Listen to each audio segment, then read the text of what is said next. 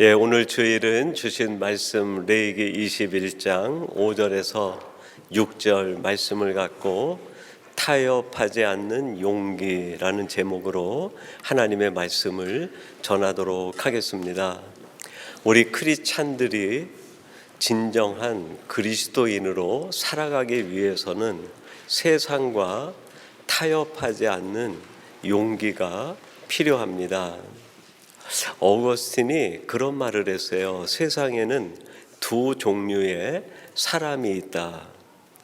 한 종류의 사람은 하나님을 잊을 정도로 자기를 사랑하는 사람. 그리고 또 한 종류의 사람이 있는데 반대로 이번에는 자기를 잊을 정도로 하나님만 사랑하는 사람. 하나님을 잊을 정도로 나를 사랑하는 사람이 있는가 하면 나를 잊을 정도로 하나님만 사랑하는 사람이 있다는 것이죠. 진정한 크리스찬이란 이런 사람이 아니겠는가? 나를 잊을 정도로 하나님만 사랑하는 사람이 되는 것. 그것이 이 땅을 살아가는 크리스찬들이 가져야 될 신앙적 자세라고 할 수 있겠습니다. 이 어거스틴이 말하는 두 종류의 사람 가운데 하나님을 잊을 정도로 자기를 사랑하는 사람에게 특징이 있어요. 어떤 특징일까요? 세상과 늘 타협을 하며 살아갑니다. 내게 이익이 되고 내게 유익이 되고 내가 원하는 것을 이룰 수만 있다고 하면 그 무엇과도 그 누구와도 세상과도 주저하지 않고 타협하는 것이죠. 근데 반대로 나를 잊을 정도로 하나님을 사랑하는 사람, 신실한 크리스찬은 어떤 특징이 있을까요? 내가 불이익을 당해도 내가 손해를 본다 하더라도 결코 타협하지 않는 강직함이 있어요. 여러분, 어떤 성도가 멋있는 성도입니까?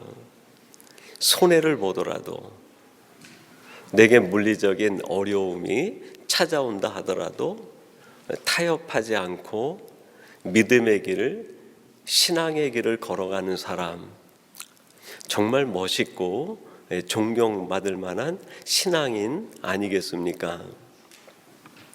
제가 삼성교회에 있을 때 신무 장로님이었고 제가 사임하기 1년 전에 이제 은퇴하신 장로님이 계세요.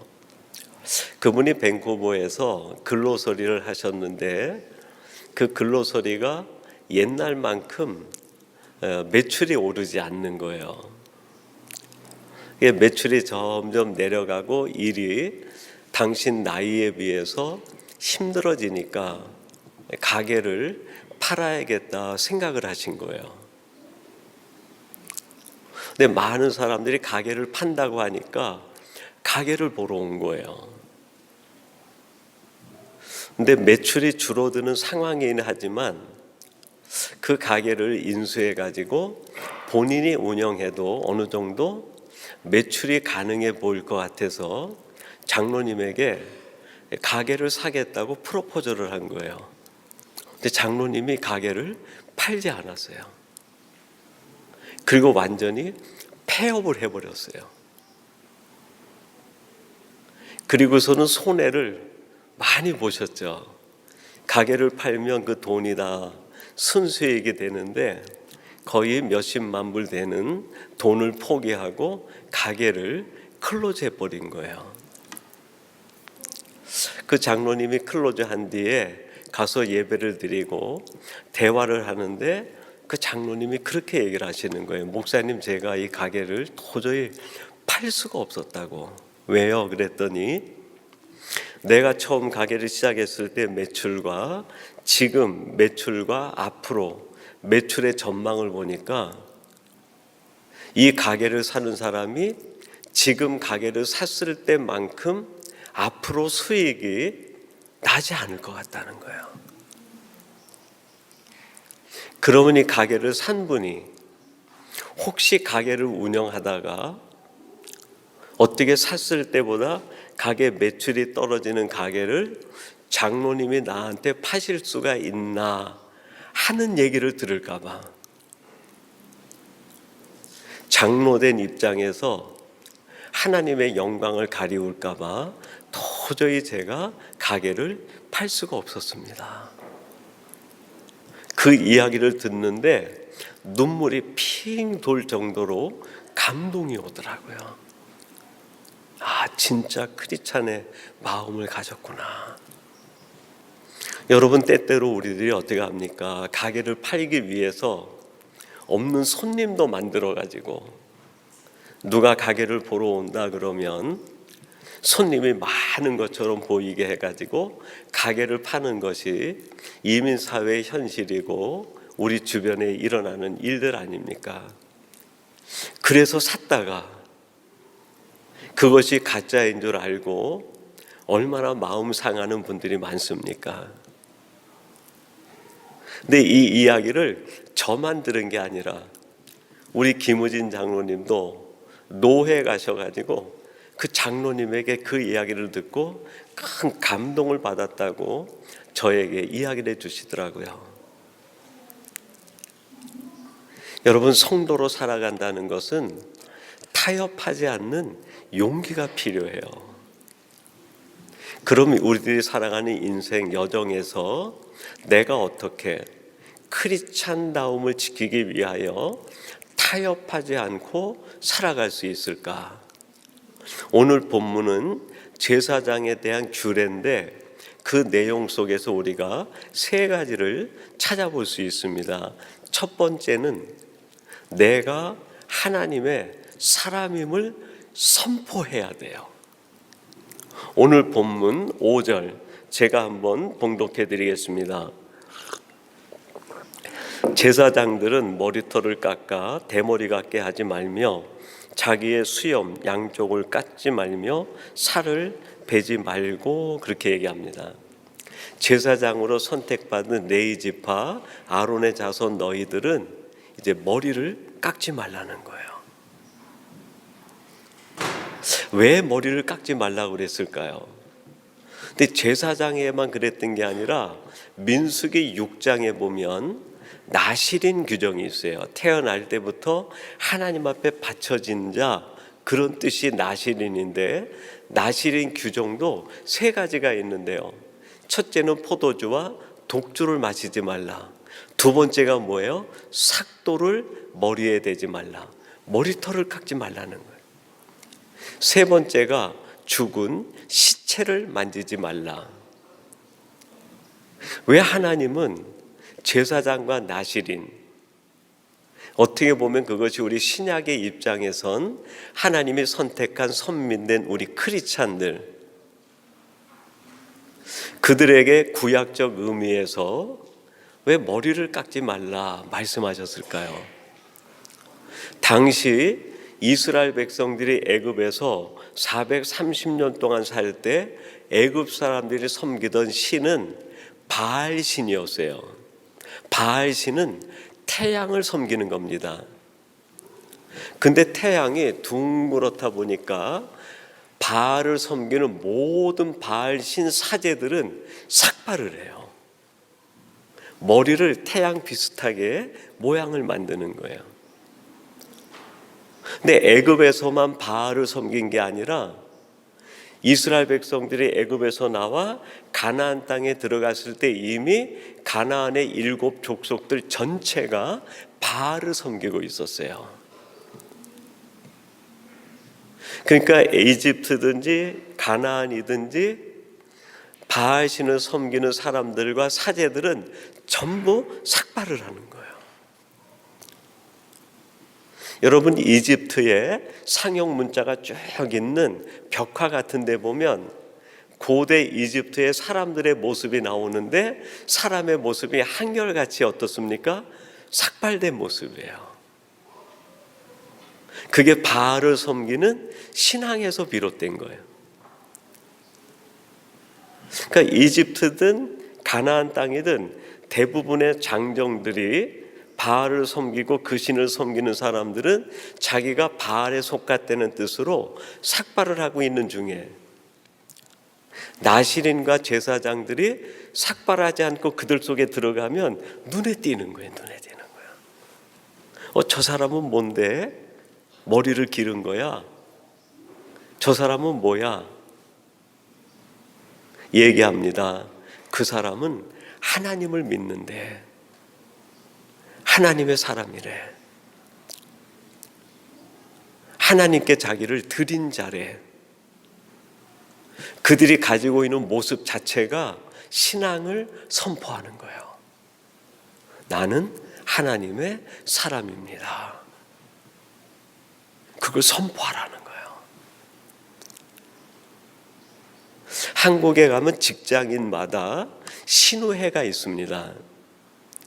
제가 한국에 그 광성교회의 교육 목사로 있을 때 암사동에 있는 그 영파여고라고 있어요. 거기 선생님들이 신우회가 있어서 한 10년 정도 영파여고 신우회 선생님들 예배를 인도한 적이 있습니다. 근데 선생님들이 고민이에요. 선생님들 중에 크리스찬이 많이 있는 걸 알겠는데 신우회에 들어오지 않는다는 거예요. 왜 안 들어와요? 그랬더니 신우회에 들어오면 불편해진다는 거예요. 뭐가 불편해요? 그랬더니 선생님들이 회식할 때 교장 선생님이 술 한잔 따라주면 신우회 회원들은 사람들의 놀림을 받으면서도 그걸 안 먹고 사이다나 콜라를 마시는데, 그렇게 하면 학교에서 진급에 문제가 있으니까 신우회에 들어오지 않고 교장 선생님이나 교감 선생님이 따라주는 술 한잔 마시면서 그들과 친분을 쌓기 위해서 내 생활이 불편해지니까 신우회에 들어오지 않는다는 거예요. 내가 하나님의 사람임을 선포해야 되는데 세상적인 불이익이 있을까봐, 뭔가 내게 부담이 찾아올까봐 내가 하나님의 사람이라는 걸 선포하지 않는 거예요. 이게 타협이 일어나는 거죠. 믿는 자들이 힘을 잃어버릴 때가 언제일까요? 성도들이 선한 영향력을 끼쳐야 되는데 그걸 끼치지 못할 때가 언제일까요? 타협이 이루어지는 순간 성도의 능력은 소멸돼 버려요. 그 성도가 무슨 일을 하든지 그 일에는 영향력이 드러나지 않아요. 오히려 사람들의 조롱이 찾아와요. 조롱이. 사사기에 보면은 유일하게 태어날 때부터 나신이로 태어난 사사가 한 명 있어요. 누구죠? 삼손입니다. 삼손이 태어날 때 그의 부모에게 이 아이는 머리를 깎지 말라는 거예요. 나실인이기 때문이다. 근데 그 삼손이 블레셋과 싸워가지고 계속 승리하다가 블레셋 여인에게 마음을 빼앗겨요. 들릴라죠. 블레셋 군대의 사주를 받은 들릴라가 삼손의 힘의 원천이 어딘지 집요하게 캐묻습니다. 사사기 16장 9절에 마지막 자기 힘의 원천이 머리카락에 있다는 걸 얘기해서 이런 결과가 일어나요. 들릴라가 삼손에게 자기 무릎을 베고 자게 하고 사람을 불러 그의 머리털 7가닥을 밀고 괴롭게 하여 본즉 그의 힘이 없어졌더라. 머리카락 7개를 들릴라가 빼버린 거예요. 여러분, 우리가 아침에서 머리만 감아도 7가닥이 뭐예요? 10가닥, 20가닥 빠지지 않습니까? 7가닥 작은 거 있을 수 있어요. 근데 그 작은 것에 타협이 일어나는 순간에 삼손이 힘을 잃어버린 거예요. 타협은 크기가 문제가 아니에요. 타협은 얼마큼 했느냐, 그게 문제가 아니에요. 작은 것이라 할지라도 성도들에게 있어서 세상과의 타협이 이루어지는 순간에 힘을 잃어버리는 거예요. 능력을 잃어버리는, 영향력을 잃어버리는 거예요. 저는 사사기를 읽을 때 이 부분이 가장 안타까운 부분이기도 하지만 감동적인 부분이 있어요. 사사기에. 그게 사사기 16장 22절인데 이런 말씀이 나옵니다. 그의 머리털이 밀린 후에 다시 자라기 시작하니라. 7가닥을 뺀 다음에 힘을 잃어버리고 나니까 블레셋 사람이 머리를 다 밀어버린 거예요. 그리고 맷돌을 돌리고 노예처럼 생활하고 있는데 하나님께서 그 삼손을 그대로 두지 않으시고 그의 머리털이 다시 자라기 시작하는 거예요. 머리털이 자랐다는 뜻이 뭘까요? 물리적으로 머리카락이 길어졌다, 그런 뜻이기도 할 거예요. 이걸 영적으로 해석하면 삼손 마음속에 나는 하나님의 사람이라는 자의식이 서서히 일어난 거예요. 나는 하나님의 사람입니다. 이 자의식이 내면에 가득 차버린 거예요. 어떤 성도가 가장 멋있는 사람일까요? 이 자의식이 나는 세상에 있지만 세상에 속한 자가 아니라 하나님께 속한 자다. 나는 하나님의 사람이다.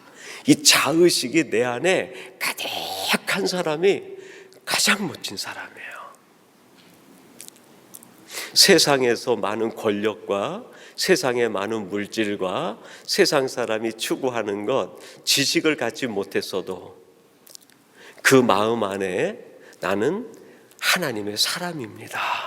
이 자의식이 꽉 찬 사람은 가장 멋있고 하나님을 볼 때 그가 능력자인 거예요.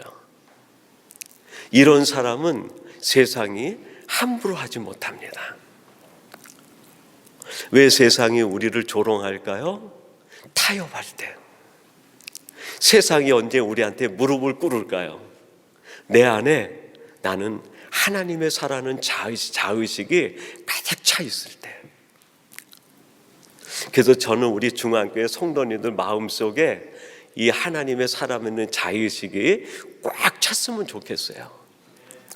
세상에 있는 재물, 세상에 있는 권력, 그건 있을 수도 있고 없을 수도 있어요.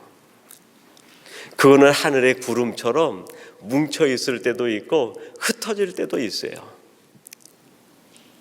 그러나 우리 안에 하나님의 자의식이 꽉 차는 것은 나만이 할 수 있어요. 나만이. 우리 중앙교회 성도들이 어느 곳, 그 누구에게든지 나는 하나님의 사람이라는 이 분명한 자의식으로 당당한 하나님의 사람들이 되시기를 주님의 이름으로 축원합니다. 두 번째, 세상과 타협하지 않으려면 정직해야 돼요. 오늘 6절 상반절에 이렇게 말씀합니다. 그들의 하나님께 대하여 거룩하고 그들의 하나님의 이름을 욕되게 하지 말 것이며. 제사장들은 어떻게 살아야 되느냐? 하나님에 대하여 사는 사람이 돼야 된다는, 이거를 조금 다른 말로 표현하면 하나님 앞에서 살아가는 사람이 돼야 된다는, 사람의 눈을 의식하는 것이 아니라 하나님의 눈을 의식하는, 사람에게 잘 보이기 위해서가 아니라 하나님 앞에 바르게 보이는 사람으로 살아가야 된다는 거예요. 하나님께 대하여. 이거를 라틴어로 바꾸면 코람 데오라고 얘기할 수 있어요.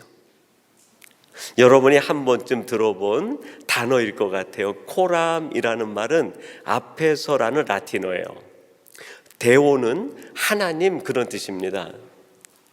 종교개혁 이후에 종교개혁자들이 삶으로 표방했던 것 중에 하나가 코람 데오예요.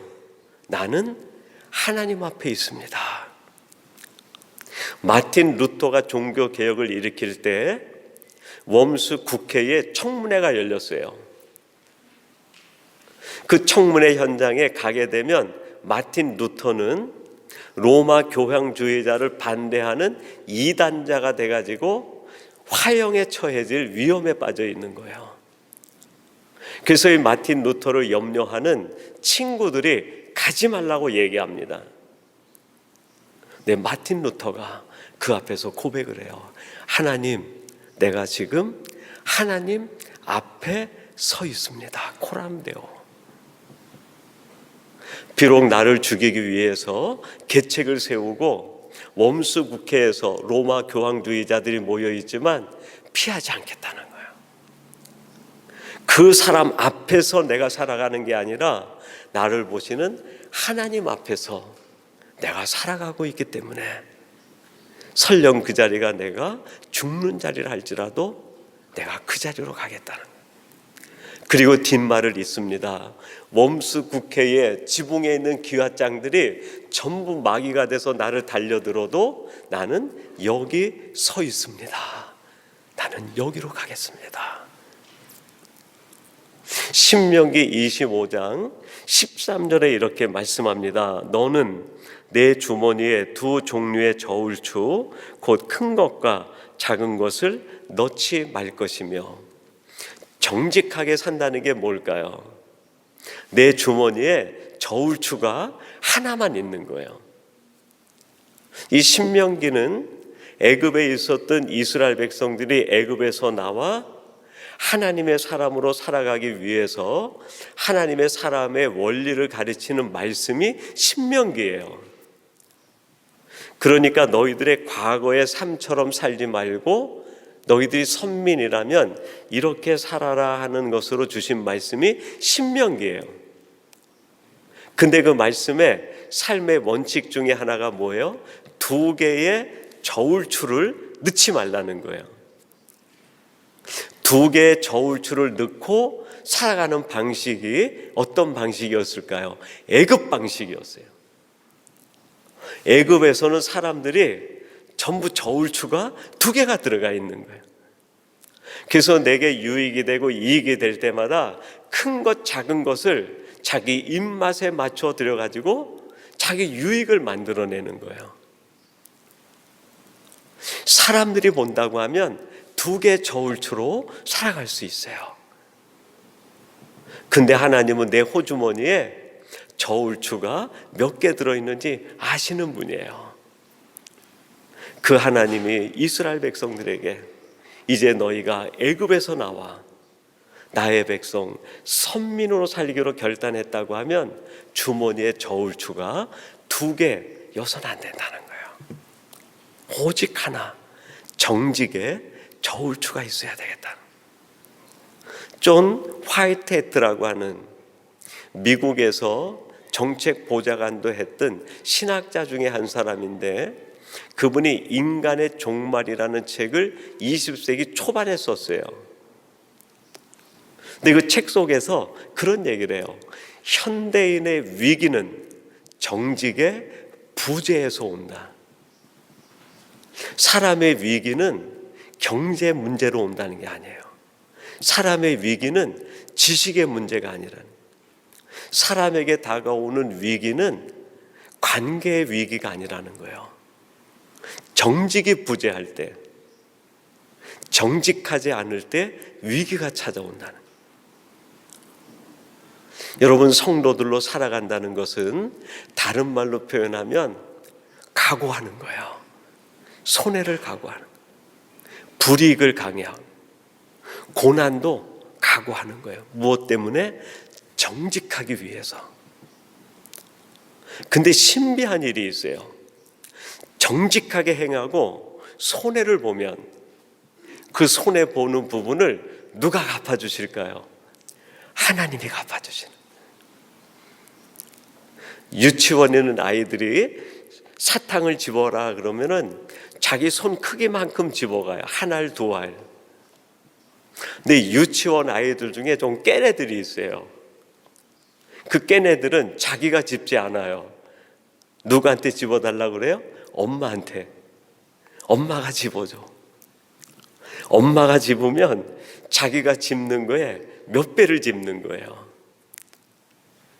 여러분, 내가 손해보고 내가 불이익을 당하고 고난을 당해도 정직을 선택하면 나중에 하나님이 하나님의 손으로 갚아주시는 거예요. 이런 일을 당한 사람이 있어요. 이런 은혜를 누린 사람이 있어요. 누구죠? 요셉이에요. 요셉이 애굽에 내려가서 수많은 유혹과 타협한 속에 타협하지 않아요. 끝까지 고난 속에서도 정직을 쫓아나가요. 그랬더니 나중에 하나님이 뭘 맡겨줍니까? 애굽 전체를 맡겨주신 거예요. 왕은 권자일 뿐이고 실제 애굽을 다스리는 건 누구예요? 요셉이었어요. 정직의 크는 만큼 하나님이 담아주시는 거예요. 정직의 크기만큼 하나님이 담아주시는 거예요. 세 번째로 우리 크리스찬들이 타협하지 않는 용기를 가지려면 자족해야 돼요. 내가 있는 것으로 만족해야 되는 거예요. 오늘 6절 하반절 이렇게 말씀합니다. 그들은 여호와의 화제 곧 그들의 하나님의 음식을 드리는 자인즉 거룩할 것이라. 제사장이 매일 하는 일이 있어요. 그게 뭐예요? 화제.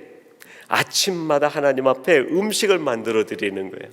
진설병을 만들어서 떡상에다 올려드리고 저녁에 놓았던 것을 내려놓는 거예요. 그리고 안식일 때마다 그 제사 지내는 사람들이 가져오는 제물을 잡아서 하나님 앞에 드리는 거예요. 똑같은 일상이, 지루한 일상이 계속 반복되는 거예요. 근데 이 일이 제사장 너희들에게 맡긴 일임을 알고 자족하라는 거예요. 일상으로 자질구레한 일을 계속 하다 보면 이런 마음이 들어요. 나도 다른 일 좀 해보고 싶다. 매일 떡을 만들어서 올려놓고 번제하는 제사 지내는 일만 하는 제사장들이 그런 마음 들지 않겠어요? 하나님, 나 이런 거 말고 좀 신선한 거, 좀 뭔가 재미있고 뭐 색다른 거, 새로운 거 하면 어떨까요? 근데 하나님께서 제사장에게 맡기신 것은 새로운 일이 아니에요. 색다른 일이 아니에요.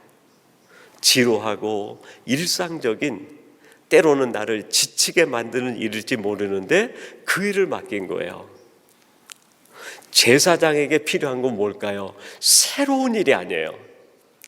일상으로 내가 하는 일을 새로운 눈으로 바라보는 거예요. 성도들에게 중요한 건 뭘까요? 새로운 일이 아닙니다. 여러분이 새로운 일이라는 데에 중독되고 마음을 빼앗기게 되면 여기서의 안식을 잃어버려요. 지금의 행복을 잃어버려요. 하나님이 지금 여러분에게 큰 은혜와 행복과 기쁨을, 안식을 지금 여기서 주셨는데 새로운 일, 여기에 중독되기 시작하면 여기서 안식을 찾지 못해요. 여기서 기쁘지 않아요. 떠나야만 할 것 같아요. 다른 선택을 해야만 될 것 같아요. 내가 하는 이 직업, 내가 하는 이 직장, 여기에서 기쁨을 찾지 못하면 안식이 없어요. 자꾸 다른 곳에 눈이 가요. 다른 일을 해볼까? 다른 데로 가볼까? 다른 선택을 해볼까? 아니에요, 여러분. 하나님이 우리에게 주신 것은 다른 색다른 게 아니에요. 지금 내게 주신 그것을 새로운 눈으로 바라보는 거예요. 새로운 눈으로.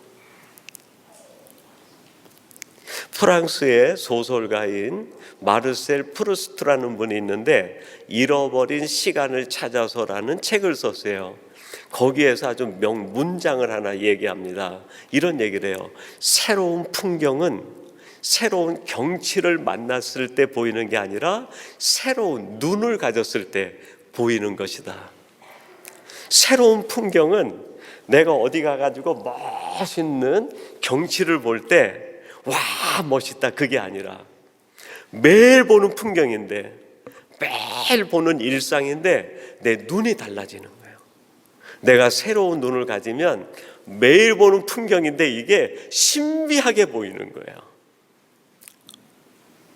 내 눈이 바뀌면 매일 보는 아내가 미스 위니펙처럼 보이는 거예요. 내 눈이 바뀌면 매일 보는 남편이 영화 배우 중에 누구예요? 현빈? 송중기처럼 보이는 거예요. 내 눈이 바뀌는 거예요. 여러분, 위니펙에 눈이 있고 춥기도 하고 서늘하고 그럴지 모르겠어요. 근데 내 눈이 바뀌면 여기가 천국인 거예요. 그런데 여러분, 내 눈이 바뀌지 않고 사람들이 말하는 하와이, 사람들이 말하는 발리, 저 좋은 거기 가봐야 내 눈이 바뀌지 않으면 3일 지나면 지루해져요. 그러나 여러분, 가시바지를 할지라도 척박해도 내 눈이 새로워지면 거기가 천국이 되는 거예요. 그때 타협하지 않아요. 사랑하는 성도 여러분, 하나님이 우리에게 살아가는 신앙의 지혜를 주셨어요. 타협하지 않는 거예요. 내가 하나님의 사람임을 고백하고 정직하고 자족할 때 내가 있는 자리는 천국이 되고 나는 당당한 크리스찬이 됩니다. 이거보다 더한 크리스찬의 기쁨, 이거보다 더 완성도 있는 크리스찬의 삶이 어디에 있습니까?